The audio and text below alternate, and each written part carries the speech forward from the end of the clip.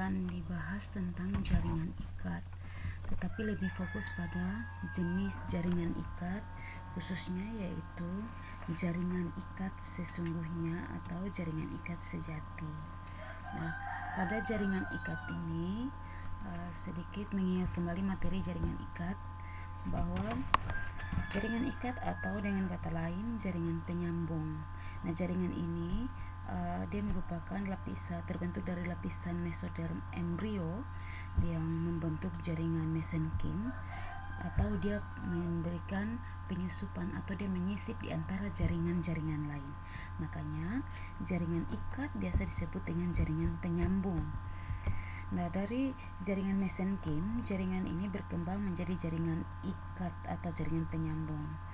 Fungsinya itu secara umum jaringan ikat ini berfungsi mengikat dan menyambung antar jaringan. Contohnya pada tendon yaitu jaringan ikat yang menghubungkan antara tulang dan otot.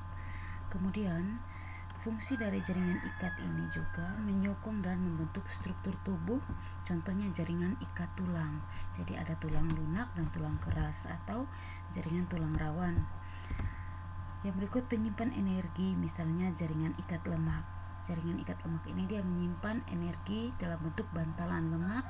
Ketika tubuh kekurangan energi, maka terjadi pembongkaran atau penggunaan energi dari jaringan lemak. Yang berikut untuk pertahanan tubuh terhadap invasi bibit penyakit. Nah, ini misalnya jaringan ikat darah yang mengandung antibodi, contohnya sel darah putih. Kemudian yang berikut pelindung suatu organ, yaitu jaringan ikat berbentuk selaput yang membungkus organ-organ tubuh. Jadi letak antara jaringan ikat ini yaitu dia melapisi seluruh permukaan tubuh, melapisi semua permukaan organ. Jadi fungsi dia melapisi permukaan bagian tubuh itu sebagai proteksi terhadap bibit penyakit ataupun virus.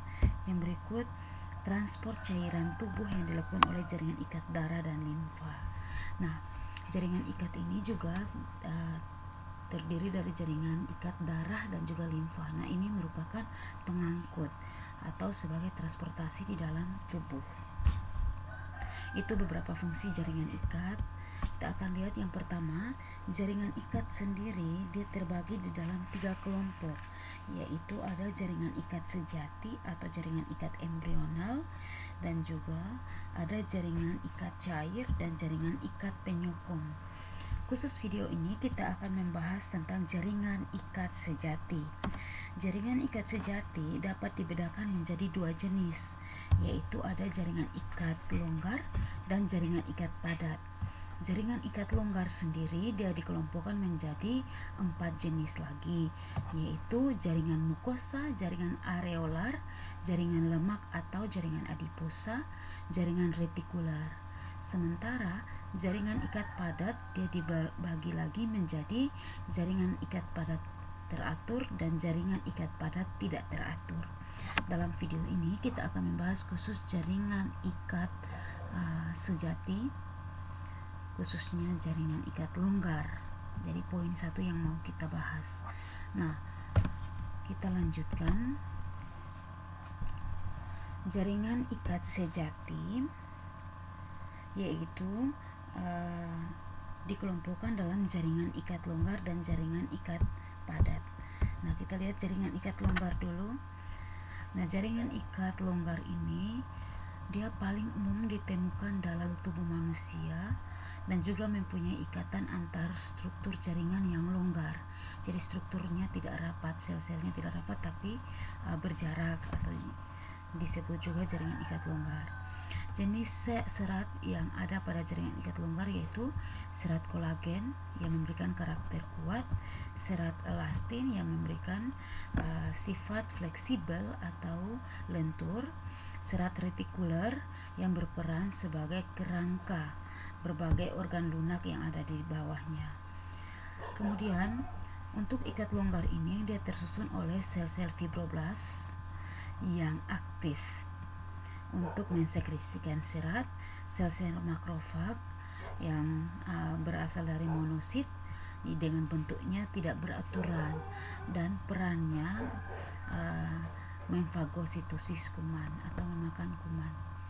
Yang berikut tersusun oleh sel-sel melanosit atau penghasil pigmen melanin yang memberikan warna coklat pada kulit tubuh kita.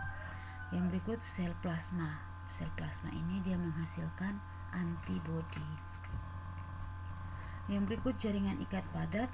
Ini matriks tersusun oleh kolagen yang terdapat yang banyak juga terdapat jaringan yang tidak elastis. Tersusun atas struktur padat, reguler dan irregular. Nah, salah satu contoh dari ikat padat yaitu tendon dan ligamen. Tendon itu jaringan yang menempelkan otot pada tulang atau rangka, sementara ligamen itu jaringan yang terletak atau menghubungkan antar sendi atau yang terdapat pada sendi yang menghubungkan tulang yang satu dengan tulang yang lain. Nah, jaringan yang pertama yang mau kita bahas, jaringan ikat longgar jenis yang pertama yaitu jaringan mukosa. Ya, jaringan mukosa ini merupakan jaringan embrional yang hanya munculnya sementara pada saat awal pembentukan jaringan ikat, dan dia tersusun oleh sel-sel fibroblas yang besar, makrofag, limfosit, dan kolagen yang halus, dan juga mengandung substansi dasar yang berbentuk lendir atau disebut dengan musin, dan terdapat pada tali pusat bayi. Jaringan mukosa ini hanya terdapat pada tali pusat bayi. Yang kedua dari jaringan ikat longgar yaitu jaringan areolar. Nah, ini bersifat fleksibel atau lentur.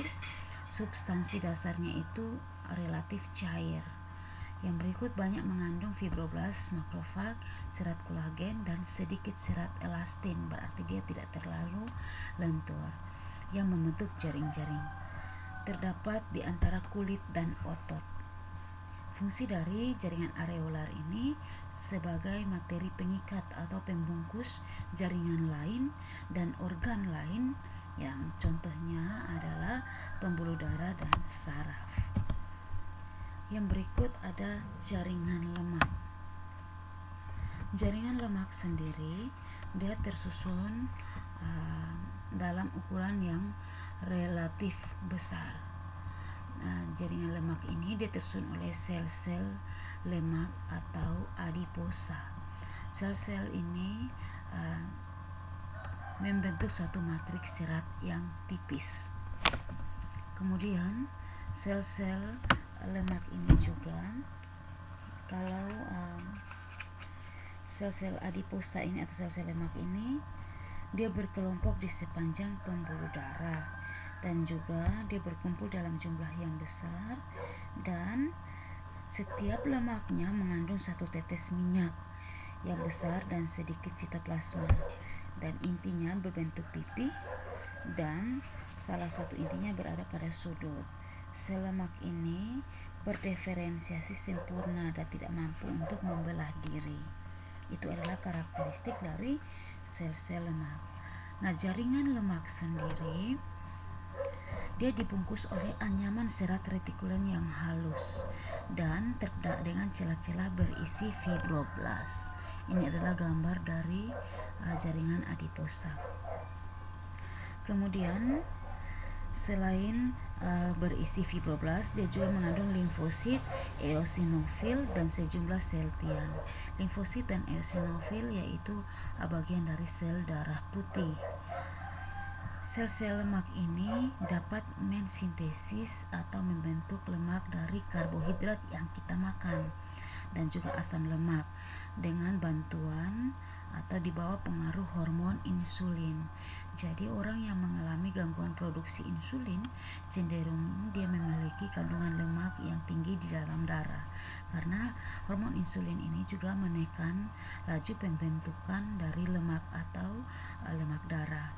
Kemudian jaringan lemak ini dia berfungsi sebagai bantalan atau penyimpan energi, cadangan energi bagi tubuh.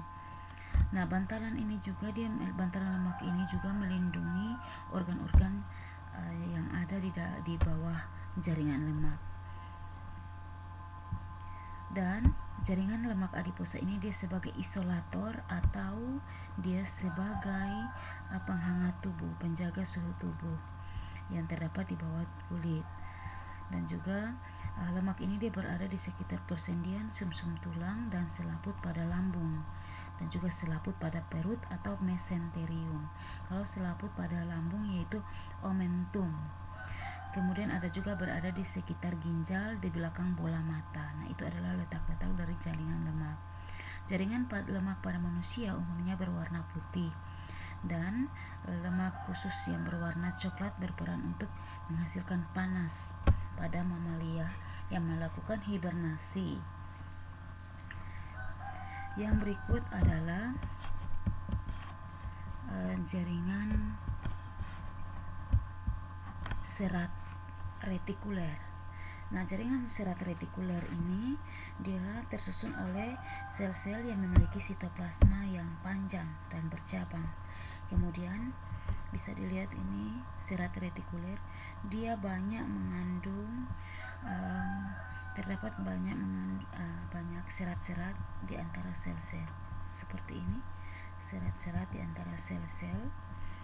Kemudian sel-selnya sebagian bersifat fagositosis atau memakan kuman dan merupakan bagian dari sistem retikuloendotelium, dan dia terdapat pada nodus limfa atau bagian-bagian limfa, dan juga sumsum tulang belakang dan organ hati. Banyak ditemukan dalam sel makrofag dan jaringan limfosit atau limfoid. Nah, ini adalah susunan dari serat retikuler. Dia berbeda sekali dengan jaringan lemak. Jaringan lemak dia sedikit pada bagian-bagian selnya ini padat, kemudian mengandung lipid yang berwarna putih, sel-sel lemak yang berwarna putih. Nah, untuk kesimpulannya, jaringan ikat lombar ini terdiri atas jaringan mukosa, jaringan areolar, jaringan lemak, dan jaringan serat retikuler, dan juga dengan masing-masing struktur atau karakteristik dari keempat jenis jaringan ikat sejati ini. Demikian pembahasan tentang jenis-jenis dan struktur dari jaringan ikat sejati atau jaringan ikat sesungguhnya.